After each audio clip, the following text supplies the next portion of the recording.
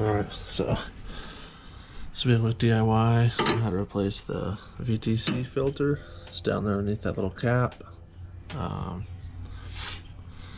Tends to get clogged up. It's got 130K on it now, so I'm just going to replace it just to be sure.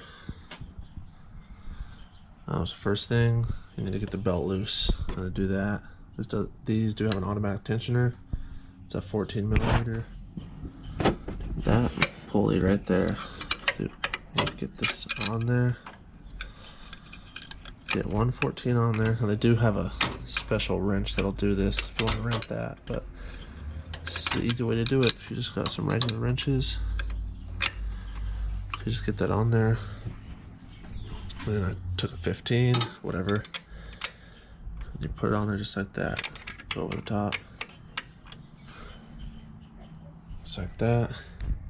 So then you got like an extended wrench. And then you just pull towards the front of the car. And it'll loosen the belt. See it there? And then you pop it right off. Pop the belt off. And then you want to pull that pulley first. Pull this pulley. And then pull this bracket off. It's two 12 mil bolts. And then you can get to the tensioner assembly. Alright, so at this point, there's a 12 millimeter bolt back there. It's like, if you reach around here, you can feel the head of it. It's right there. And there's 12 here. So to get to this one back here, pop your pulley off, or else you won't be able to get to it. And there is a nut that sits on the back of this. It's recessed up into there for this bolt to go into. So when you loosen this up, if you hear it drop, make sure to get it, because it sits on the back of this. There's like a little pocket back there that's recessed up in there. So pop this off, and then you'll be able to feel the 12 mil. It's down there. I'll show you once I get it off. Alright, so once you get this pulley off, I took it off, and then you get this pulley off. Those are both 14 millimeter, and then there's a 12 mil here, and then a 12 mil in here to loosen this up. Then the tricky part is that there's a 12 mil hiding back here. So when the whole assembly sitting like this, it'll come down through here with a deep 12. Okay, then right there, and you can get it. And this comes right up out of there, like that. And then the VTC filter sits right here. Two 10 millimeter bolts, pop those off, and then the lid and the screen come out just like that. And this one was actually leaking. It's kind of, can't really see, but it actually had a decent little leak. And there is some crap in my screen.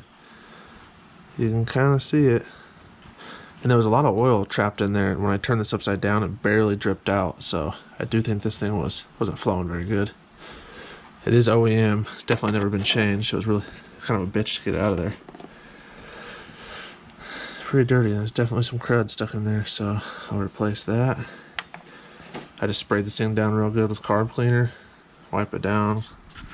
Clean all the little spots where the new filter seal is. Clean that all up good, and then I'll wipe all that out. Alright, so I got that thing nice and clean, sprayed it down with some carb cleaner. Not a lot, you don't want to spray it directly up into there, but then I just kind of scraped a little bit of the old seal off with a razor, and then wiped that all down real good. Got the new OEM filter in there, and then this just goes right back on there with those two 10 mil bolts. Alright, so once you put the new filter in, put this little cap back on, and you torque these. They're 10 millimeter. You torque them down to, I think the spec was 7 foot-pounds, 7.2 foot-pounds. So it's like 86, 87 inch-pounds, which is what I'm using, this little inch-pound torque wrench. So I did 87 inch-pounds. Torque those down. Just get these snug, like hand snug, so it's even, and then torque them down. That's it.